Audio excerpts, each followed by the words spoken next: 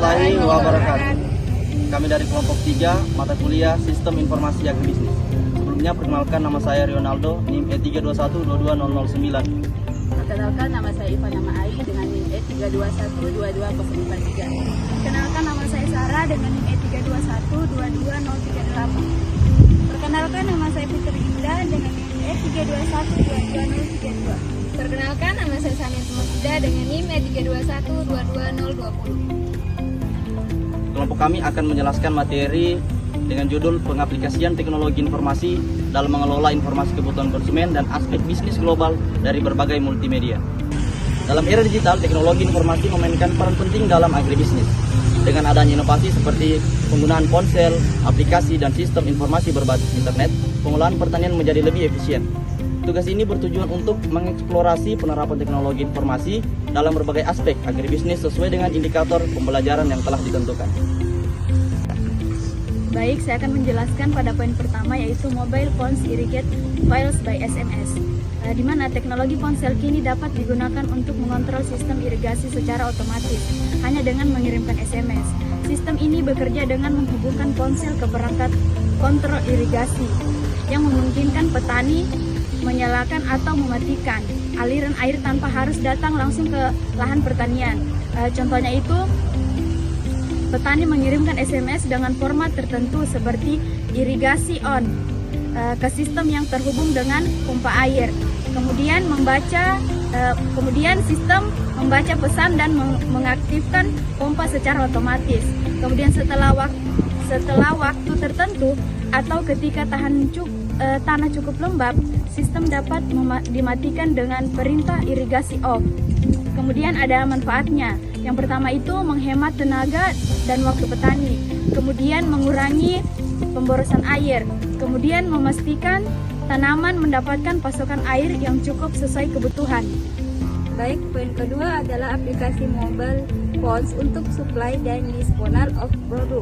Nah, aplikasi ini membantu petani dalam mendistribusikan hasil panen mereka langsung ke pasar atau konsumen, serta mengelola produk yang tidak terjual. Nah, contoh aplikasinya yang pertama itu ada TaniHub, di mana aplikasi ini menghubungkan petani dengan konsumen dan pengecer secara langsung. Yang kedua ada aplikasi Koltiva, di mana aplikasi ini memantau produksi dan distribusi hasil pertanian. Nah, adapun cara kerjanya, yang pertama itu petani mengunggah informasi hasil panen ke aplikasi. Nah, yang kedua, pembeli dapat melihat ketersediaan produk dan melakukan pemesanan. Yang ketiga, pengiriman dilakukan melalui jasa logistik yang terhubung dengan aplikasi.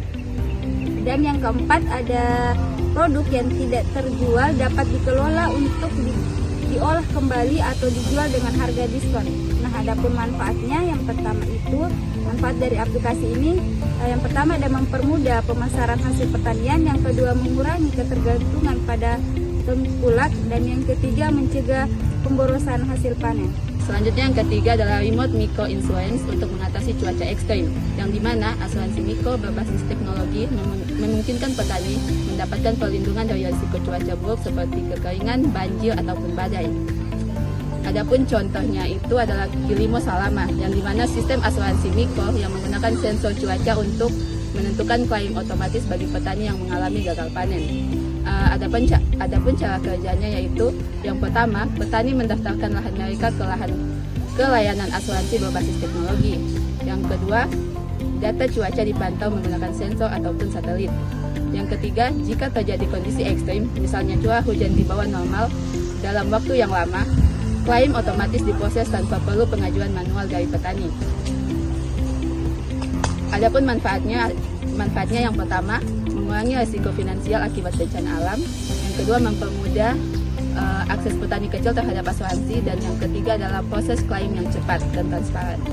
Baik, yang selanjutnya atau yang terakhir yaitu Information Technology in Agri-Food Supply Chains, yang dimana teknologi informasi juga berperan dalam rantai pasok agropangan, memastikan efisiensi distribusi dan keamanan pangan. Adapun contohnya yaitu Walmart yang menggunakan blockchain untuk melacak sumber produk pertanian guna memastikan keamanannya.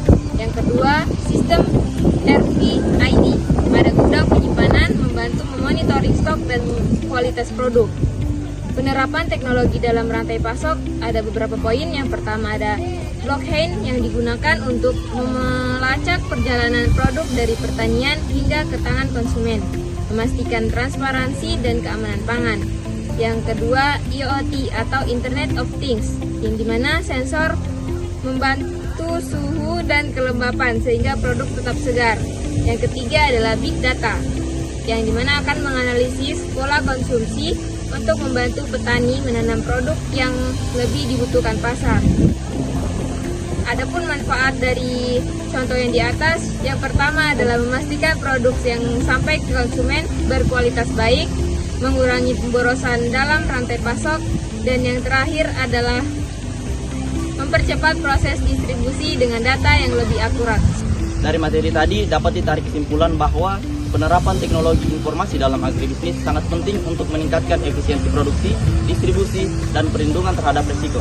Dari irigasi otomatis hingga asuransi mikro, teknologi membantu petani dan pelaku bisnis agribisnis dalam mengelola usaha mereka dengan lebih baik.